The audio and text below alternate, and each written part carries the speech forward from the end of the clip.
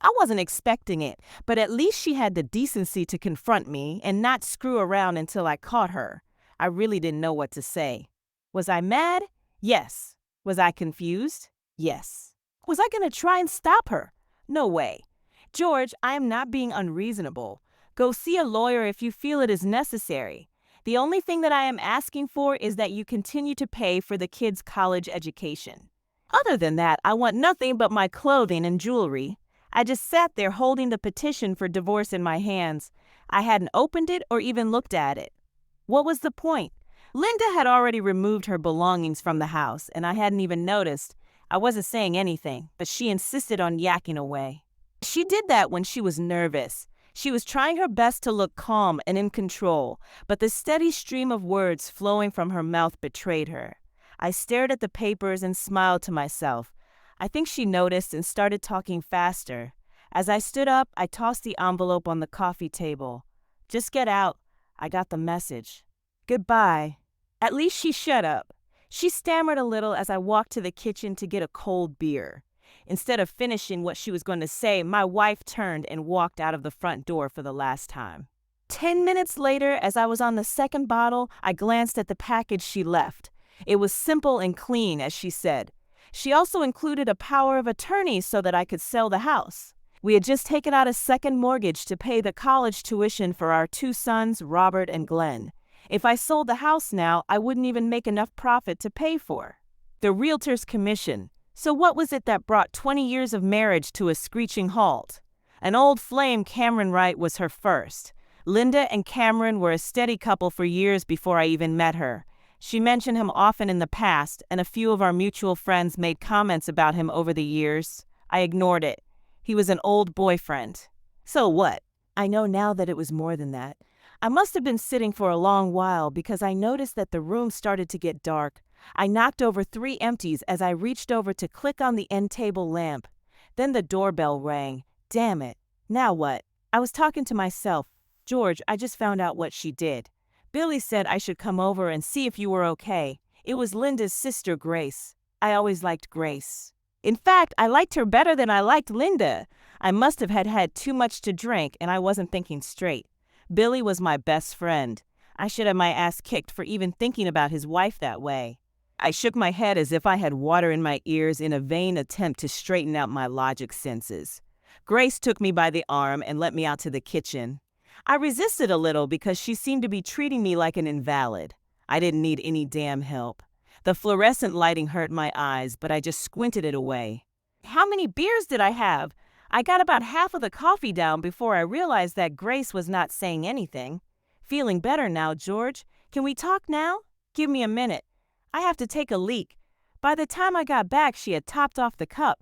So, Grace, tell me about my loving wife and Cameron Wright. When did this all come about? Your stupid brother-in-law just found out about it this afternoon? Don't be too hard on yourself, George. I always thought that she was still carrying a torch for the asshole even after you guys married. It would have been nice if you would have said something 20 years ago. Get real. There was no way that I was going to stick my nose into that. I was just hoping that over the years she would forget about him. The two of you seemed to get along so well. Grace, it was never as good as it looked. I realize now that most of the time the relationship was more platonic than romantic. I tried and tried over the years, but I could never really warm her up. Flowers, candy, and jewelry never worked. We got along and all. In fact, we rarely had an argument. I think I understand why now. You covered it up pretty good. Thanks. Can I have a few of those oatmeal cookies in the canister behind you? My stomach is screaming for something. So tell me, sister-in-law, what motivated my wife to dump me? I don't know if you remember, but Cameron dropped out of high school and joined the Air Force. Right after that, you and Linda started dating. Cameron was Linda's first, if you know what I mean. I nodded and shrugged at the same time. A girl never forgets her first love. Anyhow, she was really pissed when he left. She wanted a family and kids. I guess you were the one who she picked to help her with that. I thought that she made a good choice. I had no idea that she was just using you until shithead got back. Hell, I don't think she even knew that he was coming back. So why is he back now? He finished 20 years in the Air Force and retired with the rank of major. Linda claims that he has a nice pension and several good executive positions lined up in the area to start his second career. She was telling me about this and actually sounded proud. She was gushing over this great military career that he had, as if she had been part of it. To be honest with you, George, it sounded a little sick. So I assume that she is now living with him. He is renting a condo in Berkshire Heights until he can find a suitable home to buy in the area. Linda is now completely moved in with him. How long has he been back? I'm not sure, but I think for about 3 weeks. He called her as soon as he got into town. So that means that stupid George has been a cuckold for that long. Looks that way. Sorry. Grace tried to fill my coffee cup again, but I motioned her away. I don't need any more coffee. All I want now is a shower and a good night's sleep. Thanks for stopping by, Grace. Lock up and when you leave. My sister-in-law actually looked sad for me as I walked out of the room. I was glad that the boys were no longer at home. It would have been embarrassing for me to have to explain to them what happened. They would find out eventually, but I was hoping that I would have recovered my composure by that time so that I didn't look so pathetic. My career choice was not that ambitious, but I enjoyed my work. I was in charge of the produce section at one of the larger supermarkets in the area. The company had been trying to get me to take a manager's position for the last 10 years, but I didn't want the long hours and the heavy responsibility. It didn't matter anymore now. Bright and early the next morning, I called my district supervisor and informed him that I was now ready to move up. That afternoon, I was assigned to take over a new store about 10 miles from home. I spent 3 days training in Baltimore and then started on my job. In my spare time, I notified the boys of the marital situation, placed the house up for sale, and rearranged all of my credit card and banking accounts. Linda's car was in her name, but the insurance was under my policy. Emphasis on the word was. Getting a new store up and running required a lot of my time. I didn't mind because it kept me from thinking about my personal problems. The company had things pretty streamlined, so most of the difficulties that I had were easily resolved. Corporate had a few professional store openers stay with us for the first 2 weeks. That was a big help. They handled the training for most of the new store employees. Half of the people were experienced and transferred in from other stores in the area. I was comfortable with the job and with my ability to do it. In no time, things had settled down. Everything was under control and running smoothly, so I had time to start arranging my personal affairs. Since I was planning on getting a small apartment near the store, I started to get rid of everything at the house that I would no longer need. Most of it I just gave away. There were several agencies in the area that were willing to take almost anything that I was willing to separate with. Of course, the first thing to go was the marital bed. I got a lot of satisfaction out of disposing of the wedding pictures and the family photos. I did keep a small collection of pictures of the boys. Billy called and insisted that I come over to the house the next Sunday for a cookout. He promised me that Linda would not be there. He also wanted to bring me up to date on the status of Cameron Wright, local war hero. It wasn't much of a cookout. Billy and Grace's 2 teenage daughters made an appearance but quickly disappeared. Basically, it was just an opportunity for Billy and me to chat. Grace spent most of the afternoon keeping us in cold beer and cleaning up after Billy's cooking mess. Okay, Billy, what do you know about Mr., or should I say Major Wright? All I know, George, is what he is spreading around the veterans of foreign wars hall. Cameron and Linda have been coming in a couple times a week. He is all grandstand and glad hand. The guys seem to eat it up, but I think they are just impressed because it is new blood. Hell, most of the guys that come in there are over 60. And what is my loving wife doing while he's crowing about? Linda usually just stands beside him and smiles. She seems proud to be with him. Hump.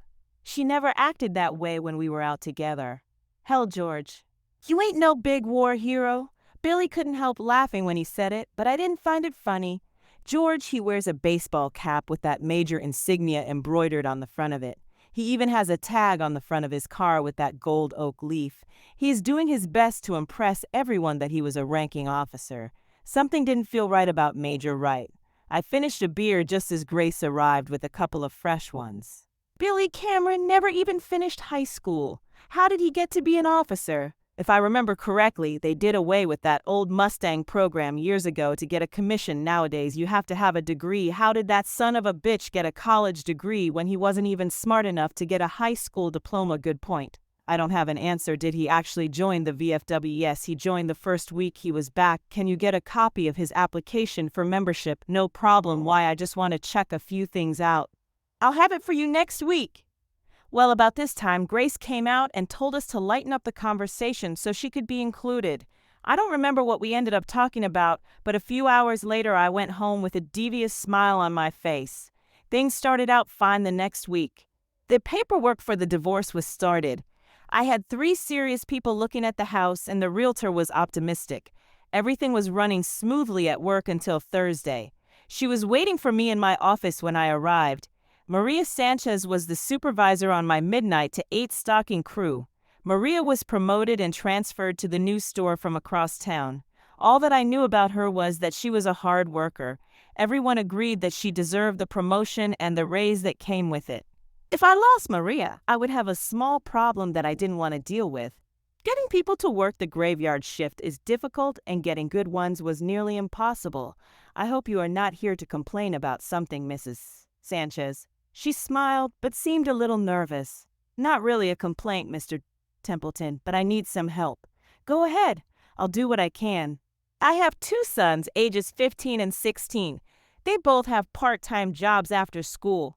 They have a school bus to catch at 7 a.m., but they are having a hard time making it. Some days when I get home after 8, they are still in bed. They are not lazy, just tired. I need to kickstart them in the morning, if you know what I mean. Do you want a raise so that they will not have to work? No, not at all. They work to get their college money. They both do well in school, but I have to get them there. What are you expecting me to do? Help? I found it interesting that she wasn't being whiny. This was a no-nonsense woman that ran a tight crew, but was having a problem with her own kids. I snickered a little at the situation and was rewarded with a sharp retort. It is not funny, Mr. Templeton. If you can't come up with some way to help me, I'll just have to find another job.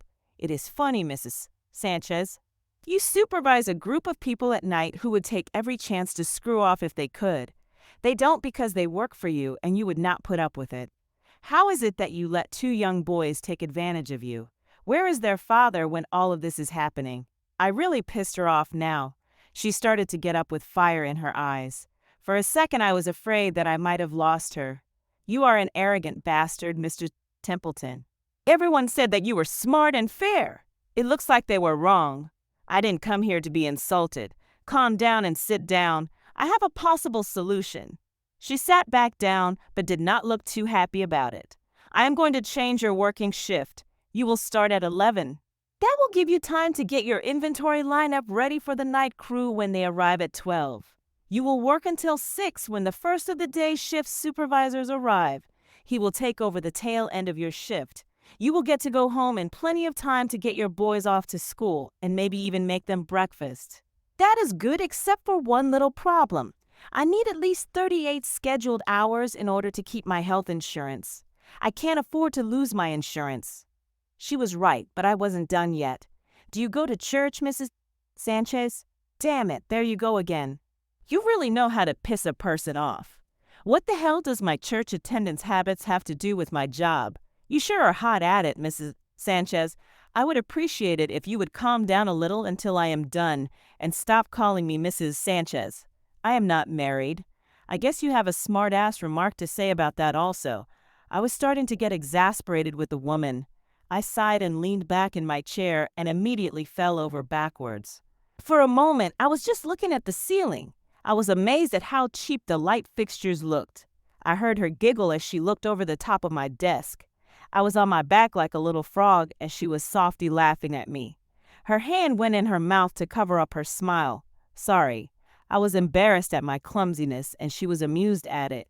It was difficult composing myself as I got resettled. If I can't call you Maria, just Maria. Maria, I have 2 supervisors who are both Southern Baptists.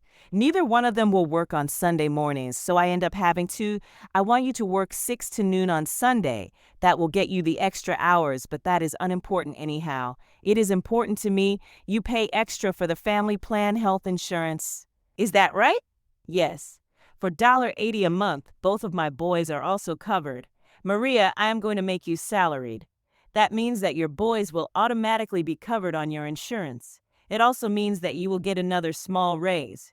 And it also means that I will not be eligible for overtime. Is that correct? Yes, she didn't say anything for a few moments. She was a striking woman. Her hair was dark, but not quite black. Her eyes, however, were black as coal. There did not appear to be an ounce of fat on her. In fact, she looked a little gaunt. I was trying to determine what type of figure she had hidden beneath her work clothes when she responded. Okay, I'll take it, but I don't know anything about being a supervisor during the day. I never had to work with customers. Don't worry about it. I will work the first 4 shifts with you. There is no way that you can screw it up. That was the start of my relationship with Maria Sanchez. It was stressful to say the least, and at that point I never would have expected that it would become serious. I had expected her to stay for 6 hours Sunday morning, but we ended up working until late that evening. She insisted on knowing everything that she was going to be responsible for. I didn't have anything better to do, and I enjoyed her company. The Sunday paper had a small article about a fundraiser at the local American Legion post. Major Cameron Wright had his picture taken in full uniform standing with my loving wife. I can truthfully say that I had never seen her looking as proud as she did in that photo. You would have thought she herself had earned the damn medals. I didn't get back with Billy until Monday evening. Grace had called me at work and insisted that I come over for spaghetti. How could I refuse? Billy had a copy of Cameron's application to join the VFW and also a copy of his discharge papers. I told him about the picture in the Sunday paper, and he promised to get me the forms from the American Legion post also. Grace had overheard at the beauty shop that Cameron had applied for membership at the Liberty Keys Country Club. Linda and I tried to join once, but we were turned down. I didn't care, but Linda was crushed. Grace said it looked like Cameron's application was pretty much pre-approved. It was a slow week. I had already found a small apartment, and I usually went straight there after work and finished at least 3 beers, sometimes more. The rent included basic cable, so I wasn't completely bored. Next week, I would have my DSL internet connection. The week ended on a high note when I found an invitation on my desk for supper with Maria and her 2 sons. I already had her address and phone number, but she gave it to me anyhow. It felt awkward, and it could very easily be construed as a violation of the company fraternization policy. Just in case, I called my boss in Baltimore and explained it to him. After getting his blessing, I felt a lot better about the whole situation. I bought a bottle of wine to take along, but I had no idea what to bring for the boys. I was a little anxious about meeting Maria's sons, but after they found out that I had 2 sons who were already in college, the evening got a lot better. Poor Maria found herself being left out of most of the conversations. I tried to include her several times, but she finally gave me a little grimace as if to say that I shouldn't worry about it. She seemed pleased that I hit it off with Armin and Martin. The night ended all too quickly, and we never got to open the wine. That Sunday, I spent about 2 hours with Maria as she started her first real shift as a supervisor.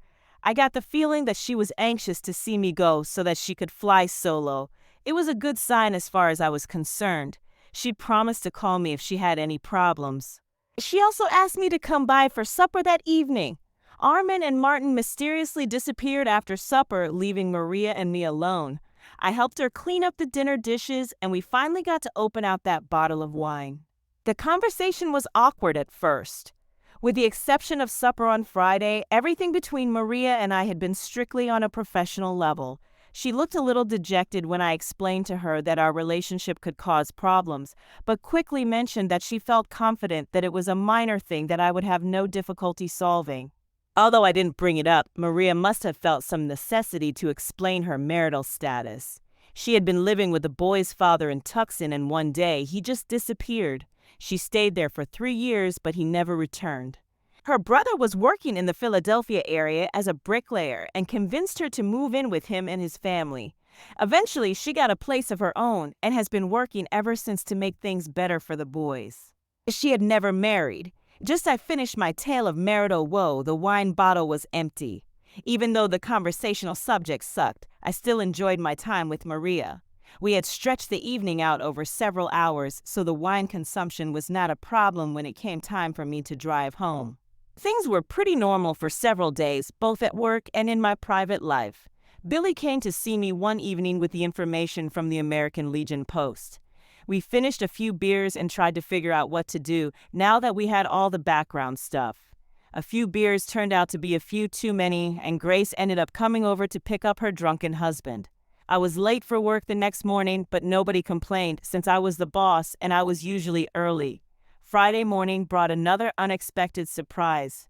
3 of the company VPS showed up. They made a superficial walk through the store, but it all seemed a little on the phony side. Everything became much clearer when we broke for lunch. Apparently, there was a severe shortage of supermarket managers, at least it seemed that way to me.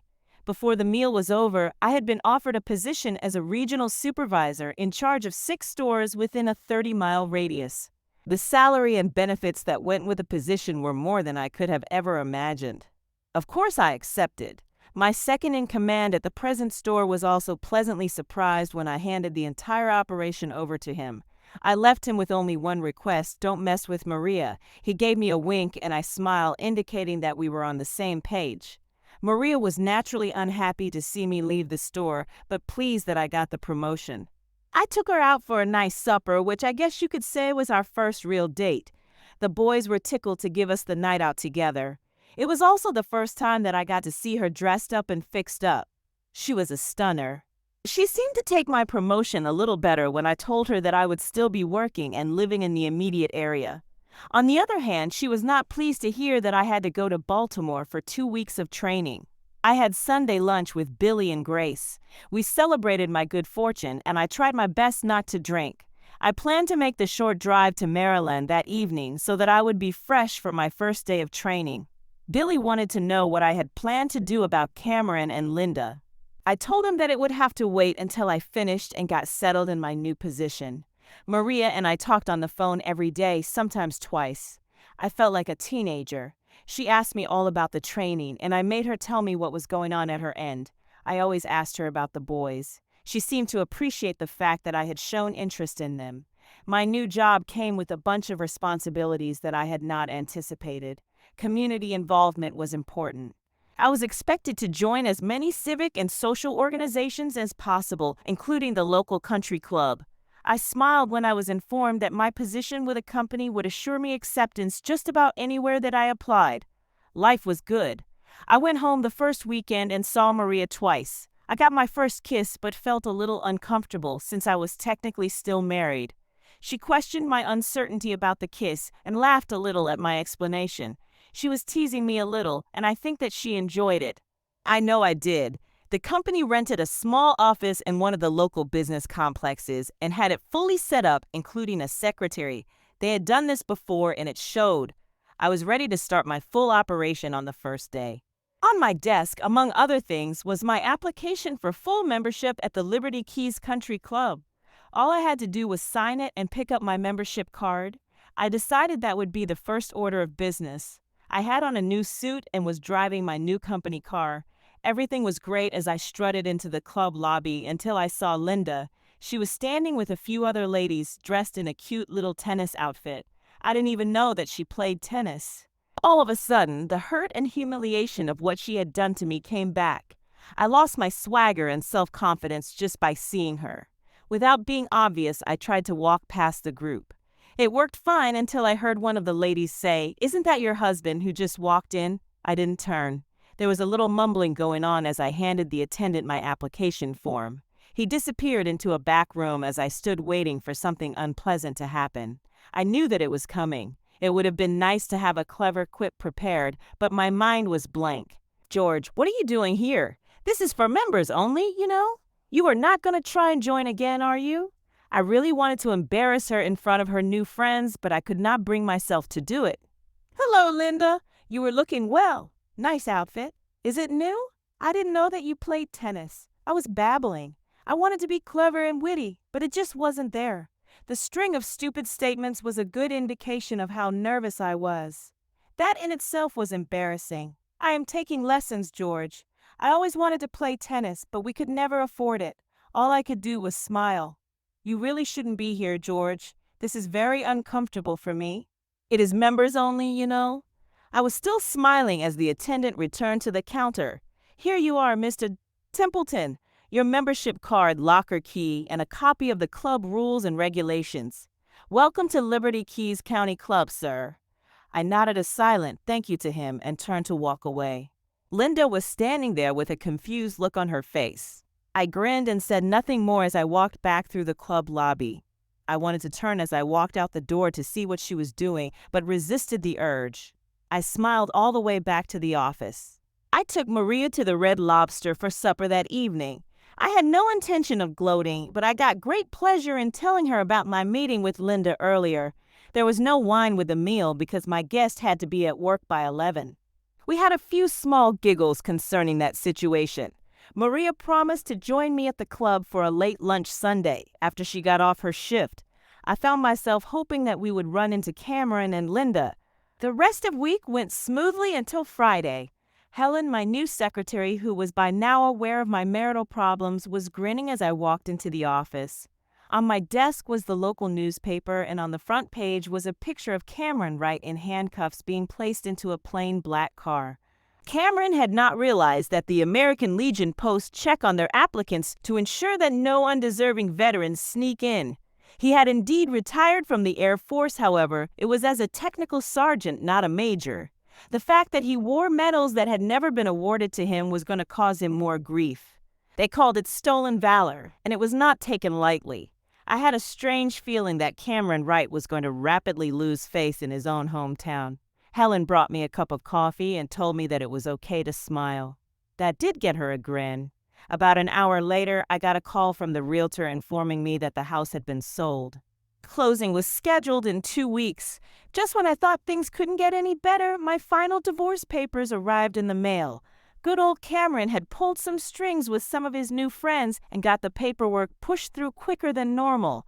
I didn't think they were friends anymore. The day and the week were coming to a good end. Billy stopped by to see my new office, but what he really wanted was to tell me that Linda had moved in with him and Grace.